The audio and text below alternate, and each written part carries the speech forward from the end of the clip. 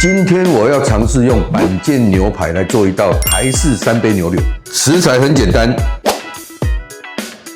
下油爆香姜片跟蒜头。现在我们要下牛肉了，把牛柳摊开，让表面稍微上色。上色完之后，我们就可以来下调料。我们先下一点糖、酱油、米酒、黑麻油。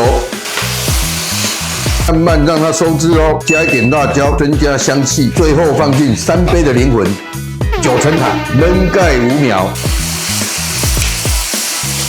起锅，这边看数3杯鸡哦。台式3杯牛柳完成。